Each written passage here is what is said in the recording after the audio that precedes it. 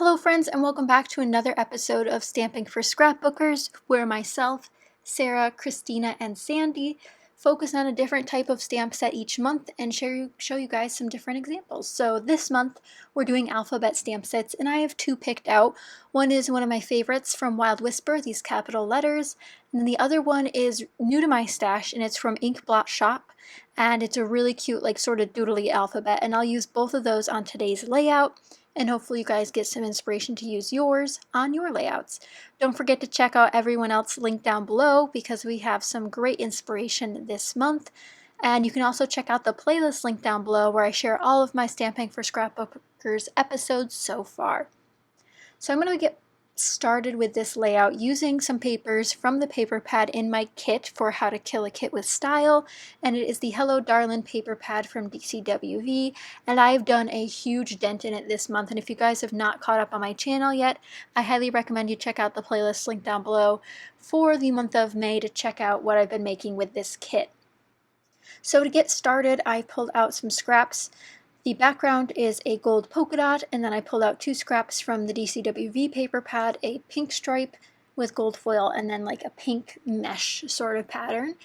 I also pulled out a 3x4 card from the paper pad, which says Me and You, and that sort of serves as a secondary title. There's actually a lot of words on this layout, which I didn't mean to, but now that I realize that the theme is letter stamps, it kind of makes sense. Let me know if you guys own a lot of alphabet stamp sets in your stash. I only have a few, I would say 5 or 6, which might be more than you have, but they all vary quite a bit, and I'm glad to have some different options to feature today. I'm going to use some color block papers as well as some Jen Hadfield papers to map my photo, and this photo is just a picture of my dad and I at brunch one day. We went to IHOP because it was in the area, and I got the beloved cupcake pancakes. They are delicious if you have a sweet tooth at breakfast time like I do. These are great, but again, only if you have a sweet tooth. Otherwise, you might not like them nearly as much as I do. But here I'm just going to use the two scraps that I pulled out and cut them into banner shapes. Now, my initial thought process on this was very little thinking. I just did it. I wanted something different. I've been doing a lot of layouts that require strips of paper, but I wanted to think outside the box, so banners it was. And I thought I was going to go with something like this where the banner's pointed downwards, but you'll soon see that I want to change that. You also may be wondering why I have the cupcake washi tape out, and it's because they're cupcake pancakes, of course.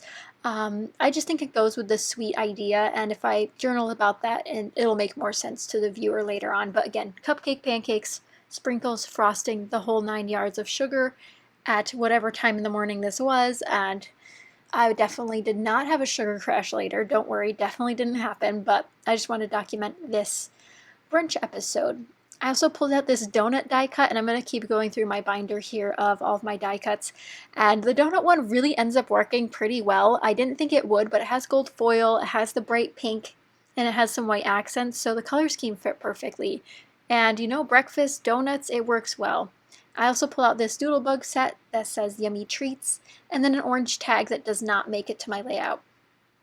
So here you can kind of see the color scheme developing.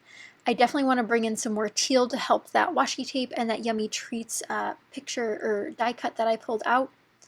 I did sneak on a coffee mug on there. As you guys might know, I do not drink coffee. Sam and I both don't drink coffee, and my dad doesn't drink coffee either, so using coffee on layouts has been really hard. We've never been a coffee family, so it's hard to make it work, but here, breakfast time, throw a coffee cup on there. No one will know the difference, so I do throw it on there. And now I'm going to go through this die cut bin, which proved to kind of be a waste of my time. I have this throwaway bin. Essentially, if something's left over from a layout that doesn't go in a specific spot, or if it goes back in a binder and I don't want to put it away, I'll throw it in this bin.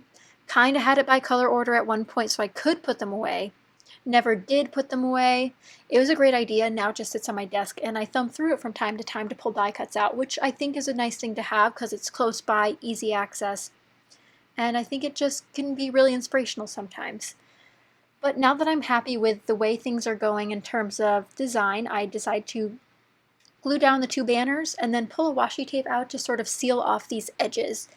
I pulled out a yellow and realized I don't have a ton of yellow on this layout. Then I went for this orange geometric and just covered the sections that would be showing, which is just 2, and of course they don't line up. I just think the pop of orange adds a nice touch. I also pulled out a journaling card from Vicki Boutin that says my very favorite, and then there's check boxes and then a journaling spot, and that's where I'll talk about brunch and, you know, my favorite type of pancakes at the time. And then we get to start with the title. So I ended up pulling out the Wild Whisper for the main title, and that's just going to be IHOP, something simple. And I'm going to stamp that above my journaling card here and then glue the rest down. But what's really nice is I kind of went for a design that just required a stack of embellishments across the middle, and I think it ends up working pretty well. Now you will see these will not stamp evenly. I think it's because I put them on flat down on my desk and there was stuff on my desk, and then they got kind of dirty and I didn't clean them off first. So I pull out one of my black markers and simply just shade it in. Now you will want to test this because not all black markers will look the same depending on what type of ink you use to stamp. But this one works really well, and this is just an old Zig marker, probably from, you know, early 2000s, but it still works, so that's great. And I'm going to start gluing everything down into place. And like I said, I have the donut, we have the coffee mug, we definitely have a mood and feel going on here of breakfast/brunch. And, you know, I don't really think I have a lot of food-themed things in my stash. I know of a few die cuts that wouldn't have fit this color scheme, like some October Afternoon that have like this vintage color to them. But really, I don't have many food-themed things. I used to have a lot of LE Studio food-themed, but I've used a bunch of them. And, you know, I still think I made it work in the end, despite it being a vastly, you know, broad color scheme. We have pinks, we have oranges, we bring in some pops of teal. And then obviously I bring in a lot of black here at the end with the stamping. But I do put this little Yummy Treats bubble on some foam as well as the photo on some foam just to give it a little bit more dimension and interest. And here's that ink blot stamp. Again, Ink Blot Shop stamp set again, a very tongue twister. But I will have all of the products I used today linked down below so you guys can check them out. And what's really nice about this particular stamp set is it includes like a star, an arrow, ampersands, the numbers, and it includes multiple letters that you'd like to use. So multiple A's, multiple E's, and multiple vowels and repetitive letters so that you can stamp it all at once and not have to like pretend space your letters.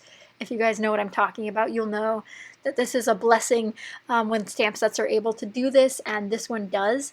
So definitely check it out. I'll have it linked down below so you guys can. I picked this up during one of their sales last year, I believe, earlier this year, I think. And I just love it, and this was my first stamp set for them, and I definitely want to check out more in the future. And I'm going to stamp the word pancake, and then I stamp another banner to put in the word brunch, just so I can have additional use of my alphabet stamp sets and kind of give myself some DIY tiny word stickers essentially, but tiny word banners. And I did stamp those on the scrap paper that is from the layer under one of my photo layers. So that's the pink geometric pattern from Jen Hadfield.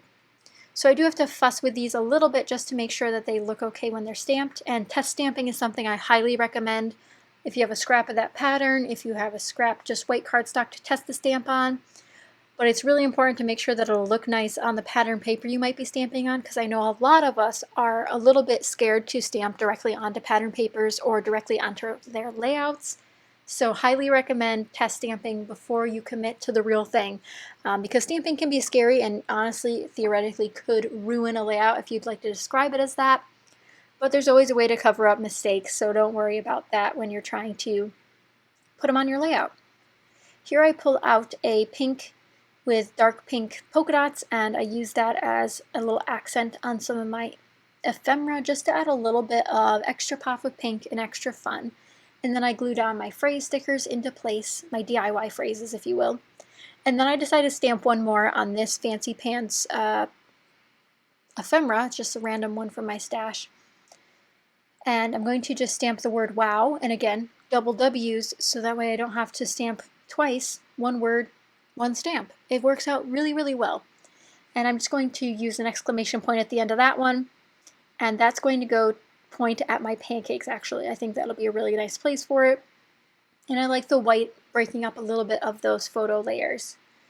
Lastly, to finish off this layout, I decided to pull in some sequins. I used some wonderful Spiegelmom scrap sequin mixes here Vintage Dowry, and then this one that was a collaboration between Spiegelmom Scraps and Wild Whisper. And I will have all these great small shops linked down below, as well as products linked down below, so you guys can shop anything that you've seen in this video that is still available on the market, because I know we often see things and want to know where they're from, but I've taken the guesswork out for you guys and linked them all down below. So here I'm going to add some next to my photo and throughout my clusters, some bright orange and then that nice light pink.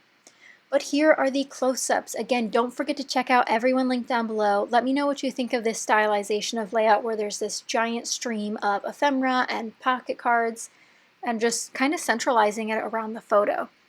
But thank you so much for tuning in to this episode of Stamping for Scrapbookers. I hope you enjoyed, and be sure to give it a thumbs up if you did, and be sure to subscribe if you haven't already. But I'll see you guys next time. Bye!